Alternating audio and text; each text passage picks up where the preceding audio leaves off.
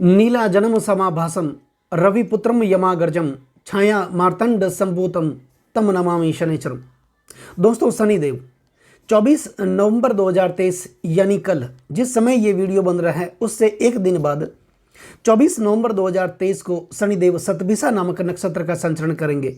और ये जो नक्षत्र है ये राहु का नक्षत्र माना जाता है और राहु और शनि ये मित्र ग्रह माने जाते हैं। इससे पहले जो शनिदेव हैं वो गनिष्ठा नक्षत्र का संचरण कर रहे थे और गनिष्ठा नक्षत्र मंगल का नक्षत्र माना जाता है।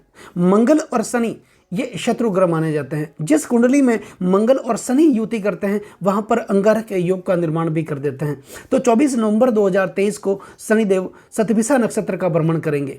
वैसे भी शनिदेव जो अभी चल रहे हैं, जिस राशि में चल रहे हैं वो कुंभ राशि में चल रहे हैं। शनि की सबसे प्रिय राशि है और अपनी मूल त्रिकोण राशि, अपनी स्वर राशि कुंभ राशि में शनिदेव विराजमान है। और आज का ये जो ज्योतिष का कार्यक्रम है ये कन्या राशि वाले जातकों के लिए खास है और ये जो राशिफल है आपकी जन्म की राशि चंद्र राशि पर आधारित है। और अगर आपको अपना लग्न पता है तो इस कार्यक्रम को आप अपनी लग्न राशि के अनुसार देखिए, इसमें आपकी सटीकता अधिक बैठेगी। दोस्तों, 24 नवंबर 2023 को शनिदेव का जो संचरण होगा वो शतभिषा नामक नक्षत्र में होगा और ये राहु का नक्षत्र माना जाता है।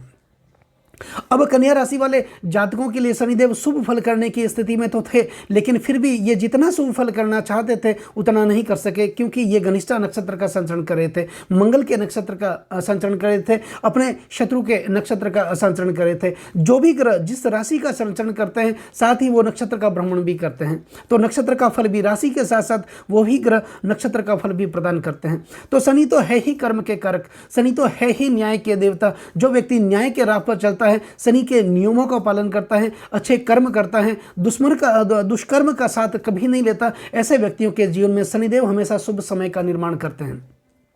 गोस्वामी तुलसीदास जी ने रामचरितमानस की चौपाई में बहुत ही सुंदर कहा है कि तुलसी काया खेत है, मनसा भयो किसान, पाप पुण्य दोहु बीज हैं, भुवे सुलूने निदान। इसका तात्पर्य ये होता है कि हमारा गोस्वामी तुलसीदास जी कहते हैं कि हमारा जो शरीर है, हमारा जो काया है वो एक खेत है और हमारा जो मन है वो एक किसान है। मन रूपी किसान अगर पाप और पुण्य रूपी दो बीज को बोता है, जिस प्रकार से वो बीज को बोता है वैसे ही तो उसे फल की प्राप्ति होती है। भाई जैसा हम बीज बोएंगे वैसा ही तो हम काटेंगे। तो शनि तो कर्म के कारक है, न्याय के देवता हैं। अगर हम न्याय का सहारा लेंगे, अच्छे कर्म का सहारा लेंगे तो जीवन में हमें शुभ फल की प्राप्ति होगी, ये निश्चित होगी, क्योंकि शनिदेव कर्म के कारक ही माने जाते हैं। दोस्तों, 24 नवंबर 2023 को शनिदेव शतभिषा नामक नक्षत्र का भ्रमण करेंगे। तो 24 नवंबर के बाद आने वाले जो समय है वो कन्या राशि वाले जातकों के जीवन में बहुत ही शुभ समय लेकर के आने वाले हैं। लग्न के स्वामी बनते हैं बुध। अगर राशि के हिसाब से इस वीडियो को देख रहे हैं, कार्यक्रम को देख रहे हैं, तो राशि के स्वामी बनते हैं बुध, और बुध लग्न के या राशि के स्वामी बनते हैं तो फिर शनि और राहु ये कारक ग्रह माने जाते हैं। अब शनिदेव आपके छठे भाव में अपनी मूल त्रिकोण राशि कुंभ राशि में चल रहे हैं और वहीं राहु देव आपके सप्तम भाव में अपने गुरु शुक्राचार्य की उच्च राशि के अंदर ये चल रहे हैं। तो क्यों नहीं, और आपके लग्न के स्वामी या फिर राशि के स्वामी बुध बनते हैं तो बुध, शनि और राहु ये एक ही समुदाय के ग्रह माने जाते हैं, एक ही दल के ग्रह माने जाते हैं। दोस्तों, ग्रहों के दो दल होते हैं। एक दल का नेता सूर्य होता है जिसके सहायक ग्रह होते हैं चंद्र, मंगल और बृहस्पति, और एक दल का नेता होता है शनि जिसके सहायक ग्रह होते हैं शुक्र, केतु, राहु और बुध। जब लग्न के स्वामी बुध बनते हैं तो शनि और राहु ये सर्वाधिक कारक माने जाते हैं। तो यही शनिदेव आपके छठे भाव में विराजमान है, अपनी मूल त्रिकोण में राशि में विराजमान है। लेकिन 24 नवंबर को ये शतभिषा नामक नक्षत्र का भ्रमण करेंगे और इस शतभिषा नक्षत्र राहु का नक्षत्र माना जाता है। इससे पहले आपके जीवन में ये शनिदेव जो है अच्छी घटनाएं घटित नहीं कर सके, क्योंकि ये मंगल के गनिष्ठा नक्षत्र में चल रहे थे। लेकिन इनके लिए जो शुभ फल देने को जो समय है कन्या राशि वाले जातकों के लिए यह 24 नवंबर के बाद का समय होगा। यहाँ पर राहु आपके सप्तम भाव के अंदर चल रहे हैं और राहु की सप्तम दृष्टि हो रही है जो बुध की राशि कन्या राशि पर। तो यहाँ पर राहु भी बलवान स्थिति में होंगे और शनिदेव तो आपके छठे भाव में अपनी मूल त्रिकोण राशि में चल ही रहे हैं। दोस्तों, शनिदेव की जो 3 दृष्टियां मानी जाती हैं।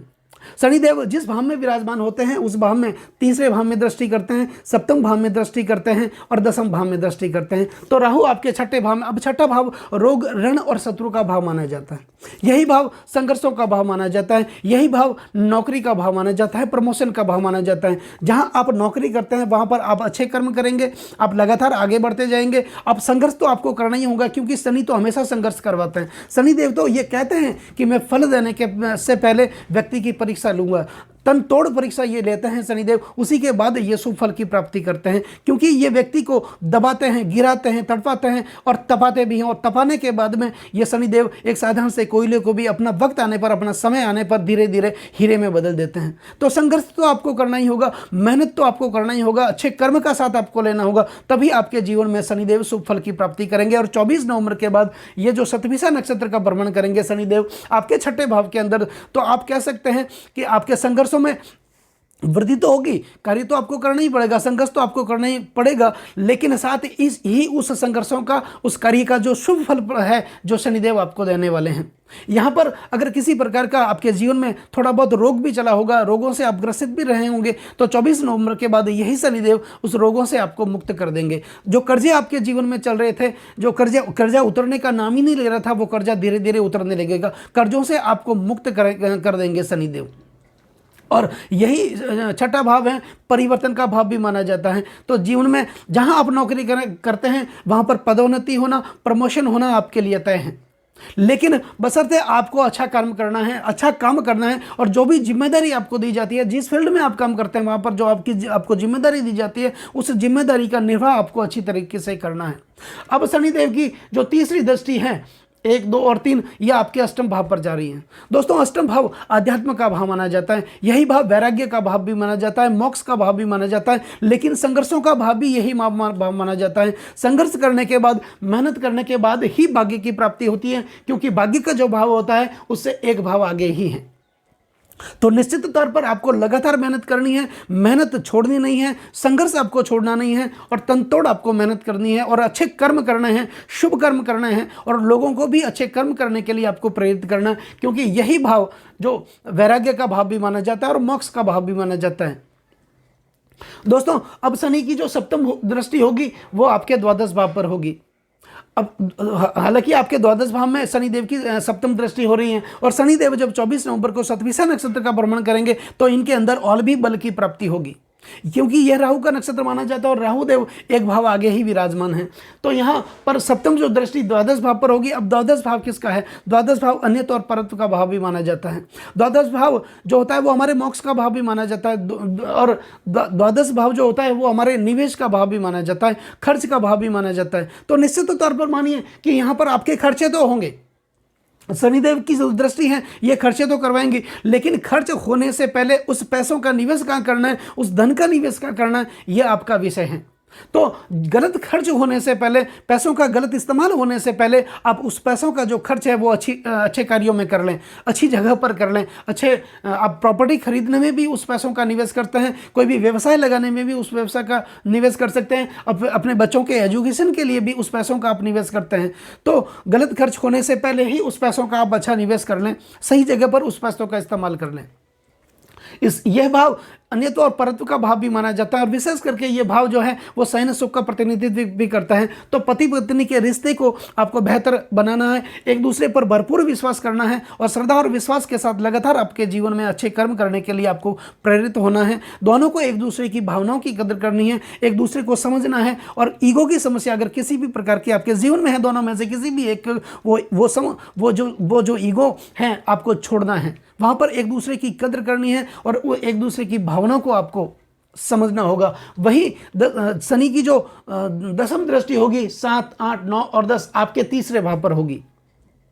दोस्तों, तीसरा भाव भी होता है आपके पराक्रम का भाव, कॉन्फिडेंस का भाव, आपके मेंटल स्टेट का भाव। तो निश्चित तौर पर शनिदेव आपकी मानसिक स्थिति को सुदृढ़ करेंगे, आपकी मानसिक स्थिति को अच्छा करेंगे, और यही भाव पराक्रम का भाव भी माना जाता है। आपके जीवन में पराक्रम की वृद्धि करेंगे, कॉन्फिडेंस की वृद्धि करेंगे। और अगर आप ऑनलाइन संबंधित कोई कार्य करते हैं, अर्निंग करना चाहते हैं, तो शनिदेव 24 नवंबर के बाद जब शतभिषा नक्षत्र का भ्रमण करेंगे तो यहाँ पर ऑनलाइन से संबंधित अगर आप कार्य करते हैं तो वहाँ पर शुभ फल की प्राप्ति शनिदेव आपको देंगे। यही भाव छोटे भाई बहनों का भाव भी है। तो छोटे भाई बहनों के साथ एक सामंजस्य आपको स्थापित करना है, उनका साथ लेना है, उनका साथ देना भी है, लगातार उनको मोटिवेट करना है, आगे बढ़ने के लिए प्रेरित करना है, अच्छे कर्म करने के लिए प्रेरित करना है। तो शनिदेव कुल मिलाकर के शतभिषा नक्षत्र का जब ये भ्रमण करेंगे 24 नवंबर 2023 को, इसके बाद आपके जीवन में शुभ फल की प्राप्ति होगी। वही राहु देव आपके सप्तम भाव में विराजमान है।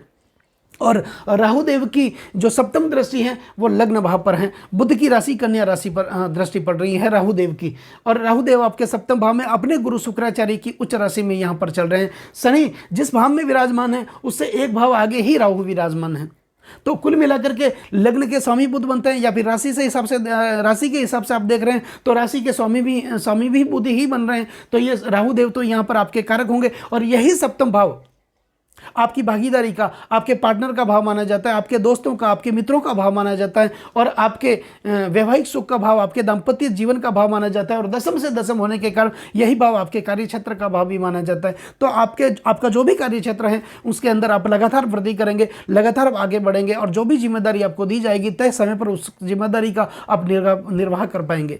तो फिर आगे आपको क्या करना है, 24 नवंबर के बाद कुछ उपाय हैं जो आपको करना है, जिससे शनिदेव को भी एक मजबूती प्रदान होगी और राहु देव को भी एक मजबूती प्रदान होगी। और वो उपाय आपको क्या करना है, सबसे पहले 24 नवंबर को के बाद जो शनिवार आता है उस शनिवार के दिन आपको छाया पात्र का दान करना है।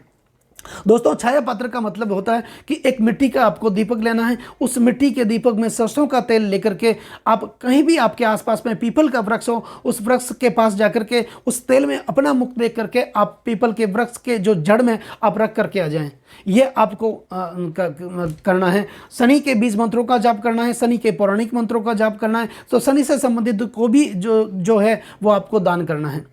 काले उड़द का दान काले वस्त्रों में बांध करके अपने ऊपर 11 बार घुमा करके आप किसी जरूरतमंद को आप दान कर सकते हैं। काली कंबल का भी आप दान कर सकते हैं, काले वस्त्रों का दान कर सकते हैं। तो निश्चित तौर पर शनिदेव आपके जीवन में 24 नवंबर के बाद शुभ फल की प्राप्ति करने वाले हैं, क्योंकि यही सतभिषा नक्षत्र राहु के नक्षत्र में इनका संचरण होगा, ये गोचर करेंगे। तो कुल मिलाकर के आपके जीवन में जो शनिदेव पिछले कई महीनों से आपको सुफल नहीं दे रहे थे, लेकिन इस समय 24 नवंबर के बाद जब शनि और राहु दोनों की संयुक्त बल आपके जीवन में प्राप्त होगा, और जिनकी राशि कन्या है, कन्या राशि वाले जातकों के लिए या फिर कन्या लग्न वाले जातकों के लिए ये जीवन में शुभ समय का निर्माण करने वाले हैं। दोस्तों, कैसा लगा ये वीडियो? अगर ये वीडियो आपको अच्छा लगा हो, मेरा समझाना आपको सार्थक लगा हो, मेरा तरीका आपको सार्थक लगा हो तो इस वीडियो को आप आगे से आगे शेयर ज़रूर करें। बेल आइकन बटन को दबाना बिल्कुल भी ना भूलें, ताकि मेरे आने वाले और भी नए नए वीडियो के नोटिफिकेशन आपको मिल सके, और हो सके तो चैनल को आप सब्सक्राइब करें। नमस्कार दोस्तों।